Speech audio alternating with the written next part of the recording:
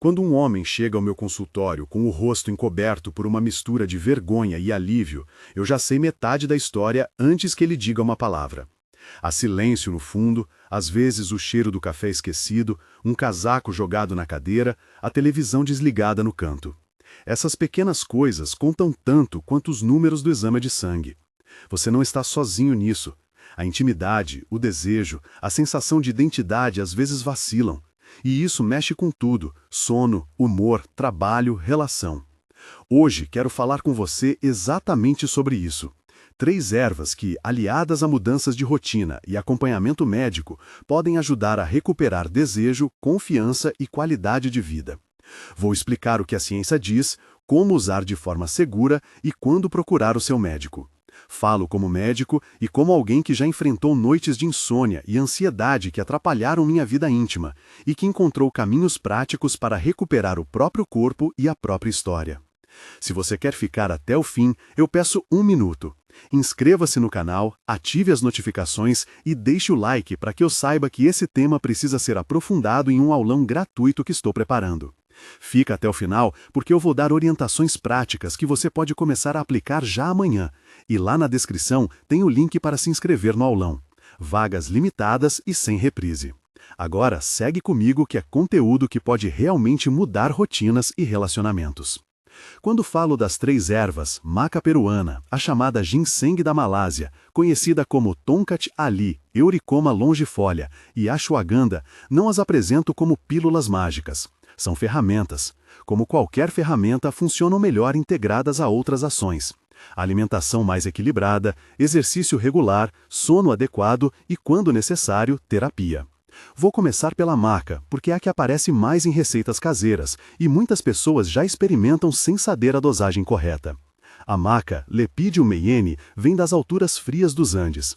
A raiz é consumida há séculos como alimento e por seus efeitos sobre energia e fertilidade em tradições locais.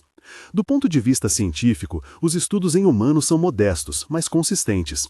Ensaios clínicos controlados relataram melhora na libido e na sensação de bem-estar sexual em homens que consumiram entre 1,5 a 3 gramas diários de raiz em pó por períodos de 6 a 12 semanas. Alguns estudos observaram um aumento de desejo sexual percebido. Isso significa que os homens se sentiram mais interessados e confiantes. Mas a maioria não mostrou alterações drásticas nos níveis séricos de testosterona.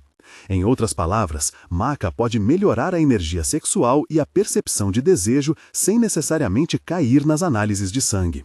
Isso é importante, porque muita gente espera ver números subirem. Nem sempre é assim que funciona. No meu dia a dia, recomendo maca na forma de pó, porque é a mais fácil de ajustar.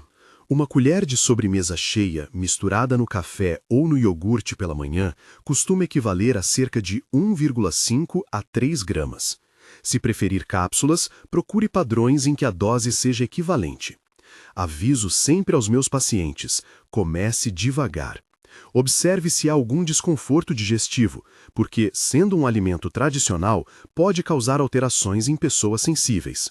E, muito importante, se você faz uso de medicamentos para pressão arterial, anticoagulantes ou tem histórico de problemas da tireoide, converse com seu médico antes de incluir maca regularmente.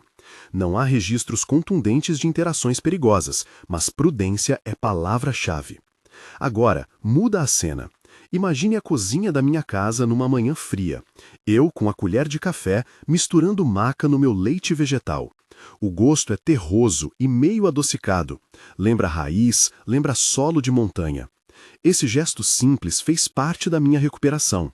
Eu disse no começo que já passei por uma fase difícil, ganho de peso, ansiedade e insônia que me deixavam sem libido. Não foi apenas a maca que me ajudou, claro.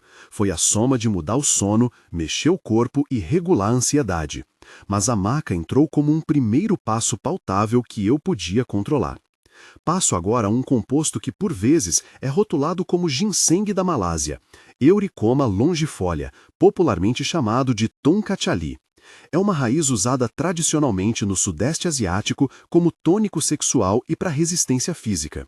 Nos estudos modernos, há evidências que sugerem aumento nos marcadores de testosterona livre e melhora na função erétil em homens com níveis baixos de testosterona ou com queixas específicas de libido. Ensaios clínicos apontaram melhorias na função sexual e nos índices de estresse, com dosagens que variam conforme o extrato. A faixa segura e estudada costuma ficar entre 200 mg e 400 mg de extrato padronizado por dia, em ciclos que os pesquisadores testaram por 4 a 12 semanas. Importante, qualidade do extrato faz muita diferença. Fórmulas mal padronizadas podem não trazer efeito algum. No consultório, já conversei com homens que me trouxeram embalagens duvidosas e esperavam milagres. Eu explico. Procure produtos com certificação, idealmente com indicação da concentração do extrato e do fabricante. Tonkat Ali pode elevar energia e desejo, mas também pode aumentar a agressividade em algumas pessoas predispostas e pode alterar interações com medicamentos que afetam o fígado ou que atuam sobre a regulação hormonal. Se você tem histórico de problemas cardíacos, ansiedade severa ou toma drogas psiquiátricas, fale antes com seu médico. Outra recomendação prática: observe o sono. Tonkat Ali pode aumentar a disposição. Se você toma à noite e nota dificuldade para dormir, mude para amanhã. Quero descrever aqui uma consulta que marca meu repertório.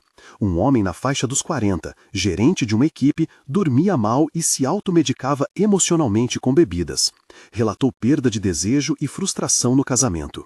Propusemos um plano: redução gradual do álcool, caminhada diária de 30 minutos, avaliação de sono, terapia breve para ansiedade de performance e, após avaliação médica, inclusão de Tonkat Ali 200 mg pela manhã. Em 8 semanas, ele relatou melhora no humor, aumento do desejo e mais contato afetivo com a parceira. Nada mágico, mas uma soma de ações que gerou efeito real. Histórias assim existem porque a sexualidade é integrativa: corpo, mente, relação, hábitos. A terceira erva que quero tratar é a ashwagandha, Withania somnífera, uma planta da medicina ayurvédica com forte pesquisa recente em estresse e função sexual. A ashwagandha tem 2 focos de ação que interessam muito: redução do cortisol, hormônio do estresse, e aumento indireto de parâmetros de bem-estar sexual.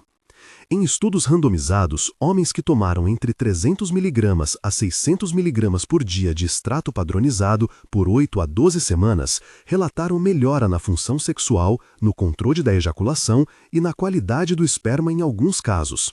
Além disso, há evidência de melhora na qualidade do sono e redução significativa da ansiedade medida em escalas específicas. Para quem tem disfunção sexual com forte componente ansioso, e isso é muita gente, a ashwagandha pode ser uma aliada valiosa. Na prática, eu costumo indicar ashwagandha à noite, em doses que variam entre 300 mg e 600 mg de extrato padronizado, preferencialmente com alimento. Há 2 preparações bem estudadas no mercado, KSM66 e Sensorial, cada uma com características próprias. Escolha produtos com garantia de padronização e procedência. Evite combiná-la com sedativos fortes sem orientação médica, porque a sinergia pode amplificar sonolência. Para homens com hipotiroidismo ou que tomam medicamentos para a tireoide, é preciso ajustar e monitorar, já que relatos isolados indicam alterações na função tiroidiana. Enquanto descrevo doses e estudos, deixo claro: todos esses números são faixas estudadas, não receitas universais. Cada corpo responde de forma distinta. Por isso, costumo dizer: pega a caneta e o papel, anote o que você toma, quantas horas dorme, como está o humor e compartilhe isso com seu médico. Só assim damos segurança ao processo.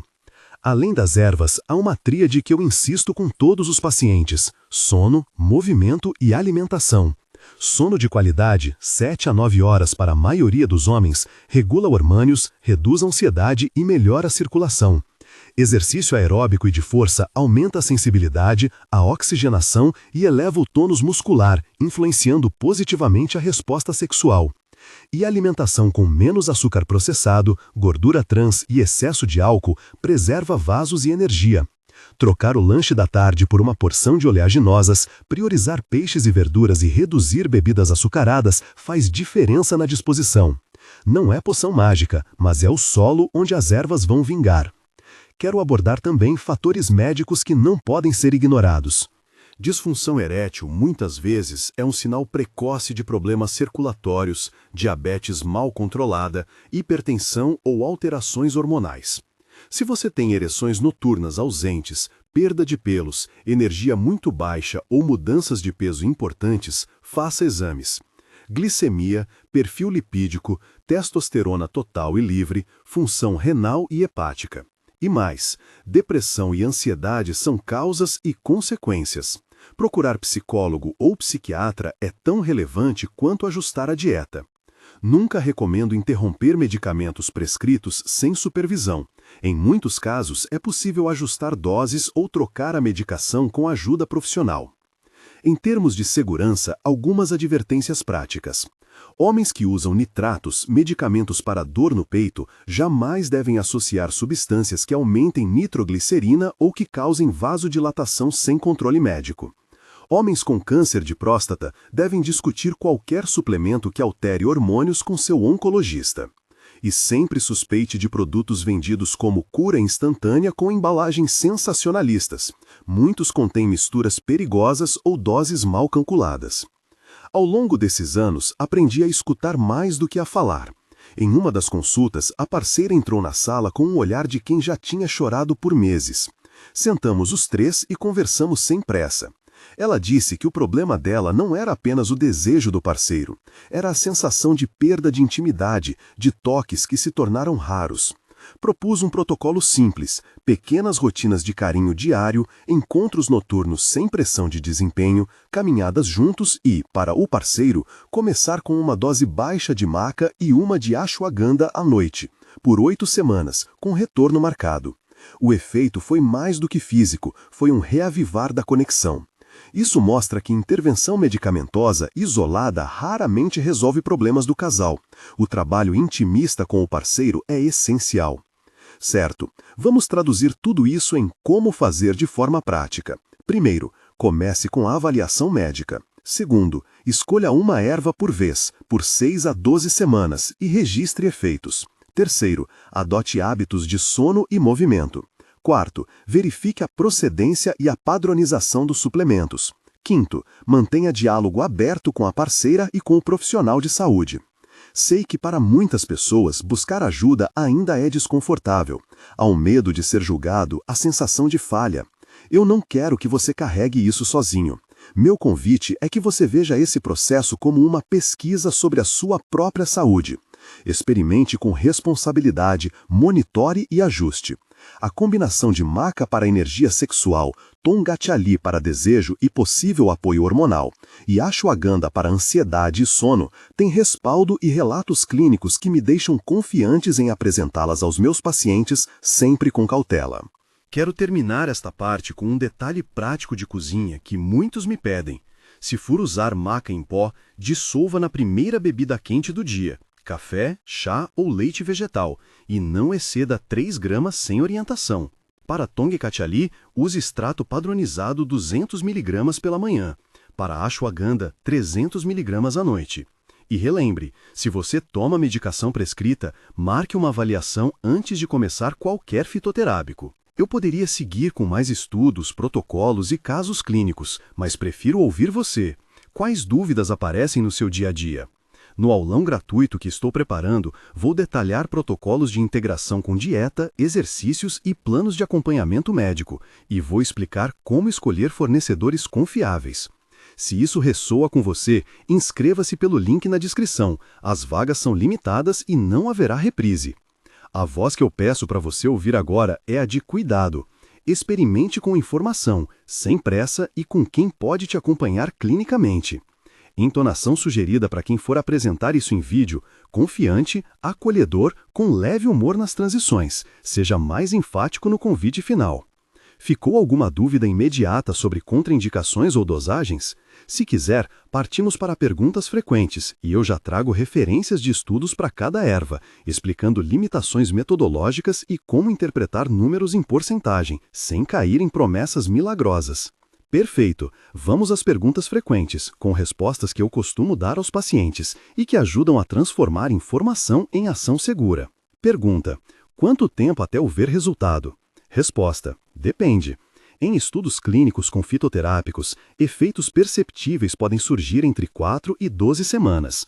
Para a melhora de sono e ansiedade ashwagandha, muitos relatam progresso nas primeiras 2 a 6 semanas.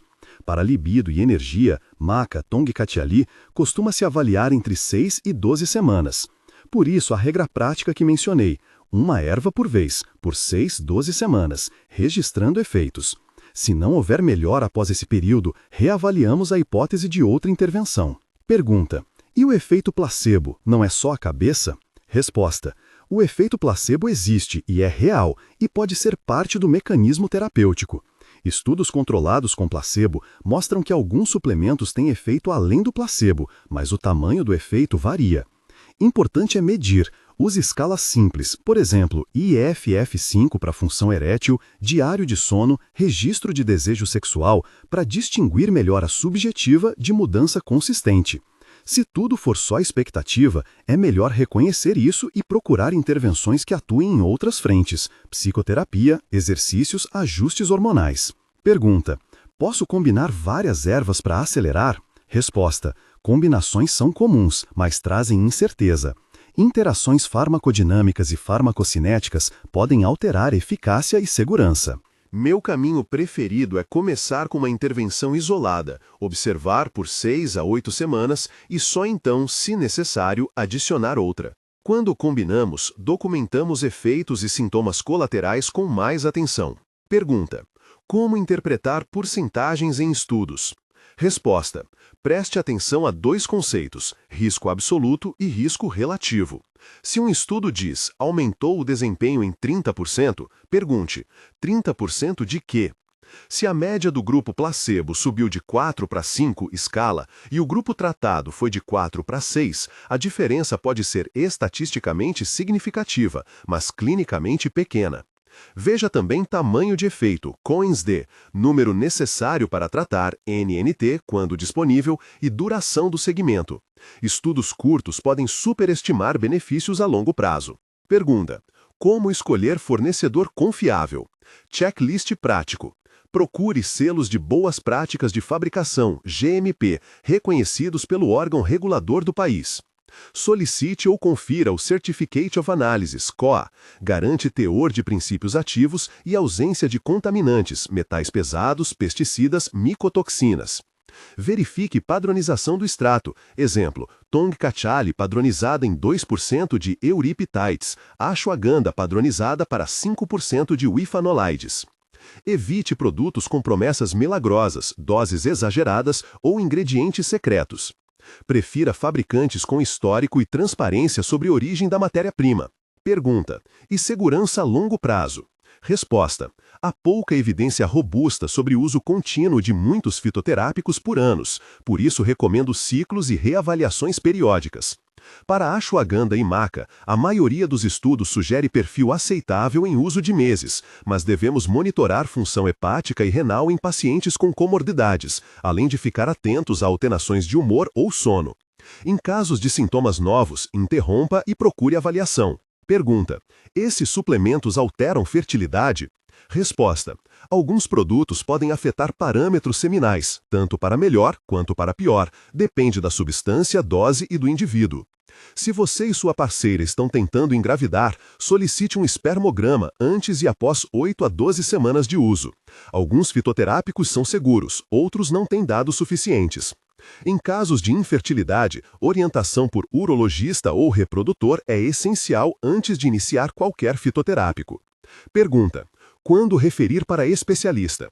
Encaminhe para urologista ou endocrinologista quando: suspeita de hipogonadismo, sintomas mais testosterona baixa confirmada em exames repetidos. Disfunção erétil grave de início súbito sem causa clara. Falha de terapias iniciais após investigação básica. Alterações laboratoriais significativas, por exemplo, elevação persistente de enzimas hepáticas ou creatinina. Encaminhe para psiquiatra ou psicólogo quando houver depressão, ansiedade severa, transtorno sexual primário de origem psicológica ou quando medicação psicotrópica for necessária ou precisar ser ajustada. Protocolos práticos de acompanhamento que eu uso. Semana 0, baseline. História clínica completa, exames antes citados, glicemia, lipídios, TSH, testosterona total e livre, hemograma, função renal e hepática. IIF-5, diário de sono/desejo. Orientação sobre sono, redução de álcool e tabaco e início de atividade física moderada. Escolha de um fitoterápico e dose, conforme segurança já exposta. Semana 4 a 6. Consulta remota ou presencial para avaliar tolerabilidade e sinais iniciais de efeito. Revisar interação com medicação. Semana 8 a 12. Reavaliação de sintomas, repetir testosterona se indicado. Avaliar mudança de dose ou necessidade de agregar outra abordagem. Psicoterapia, fisioterapia pélvica, terapia hormonal.